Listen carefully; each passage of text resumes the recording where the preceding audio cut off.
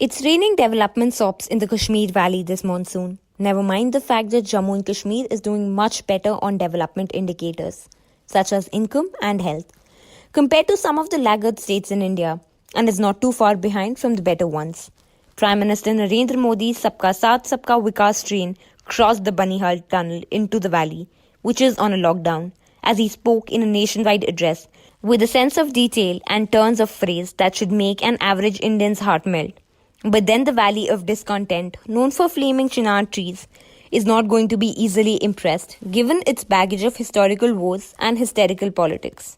The big question after Parliament passed a law with bulldozer speed this week to demolish Article 370 of the Constitution, what next from the Prime Minister in a promised attempt at integrating the state with the rest of India?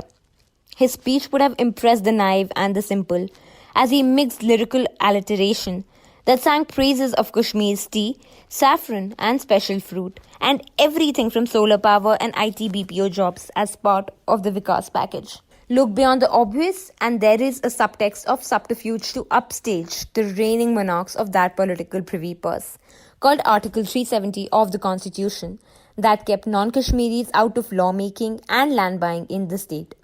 Modi's roughly 50-minute address to the nation was, in effect, an attempt to ride a demographic transition in Kashmir, so that hundreds of thousands of youths, disenchanted with the tweedledum of the Abdullah family-led National Conference and the tweedledee of Mehbooba Mufti's PDP, will spot new opportunities in the Prime Minister's Naya Kashmir pitch, and heed to his explicit call that talented, energetic youths will bring up the ranks of elected leaders in Jammu and Kashmir State Assembly.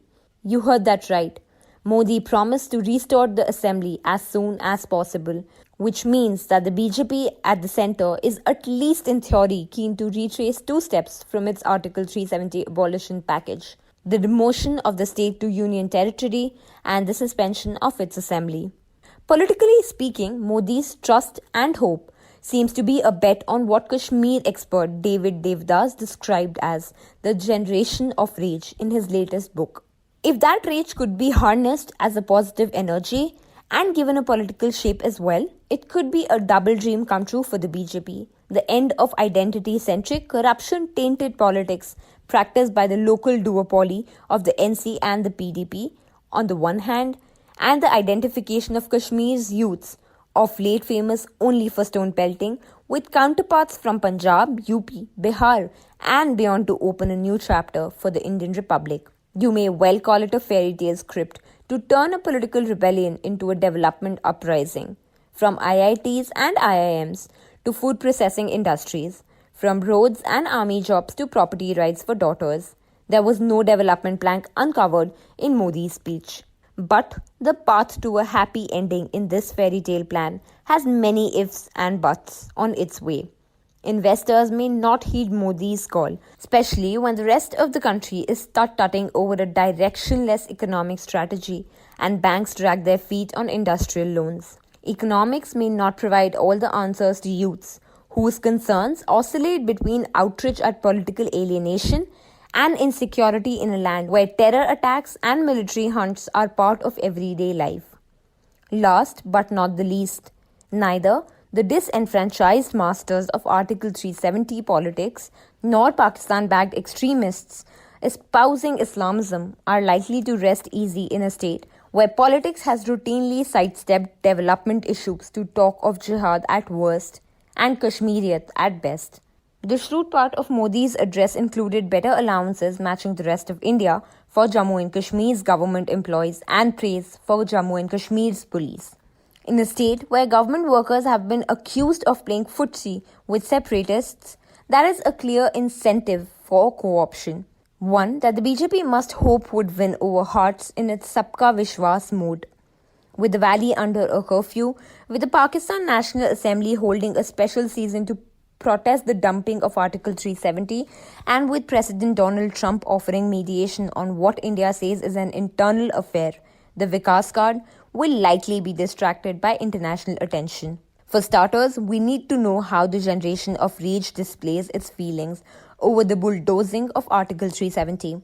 Early signs show that there has been no end to stone pelting protests, while 500 political leaders and activists have been detained by the Modi government and its extended arm in the center ruled state administration. Modi's speech would likely assure Indians across the country that he was trying hard to use development to integrate Kashmir. But problems of Kashmir cannot be solved in Mumbai, Lucknow, or Bangalore. To begin with, the BJP must educate its own cadres, gloating in a cocktail of Muslim othering and jingoist talk on Pakistan to be more sensitive. Government officials, investors, and development organizations must all walk Modi's talk, and this is not as easy as issuing orders from the top. Businessmen love incentives and avoid risks. For the moment, Modi's speech smells mildly of hope after 3 days of confusion and despair over Article 370. In his quieter moments, the Prime Minister may want to recall what happened after the 2016 demonetization of high value currency notes that offered a clear lesson. Rearguard action is hardly a substitute for a well planned strategy. The writer is a senior journalist who has covered economics and politics for Reuters, The Economic Times, Business Standard, and Hindustan Times.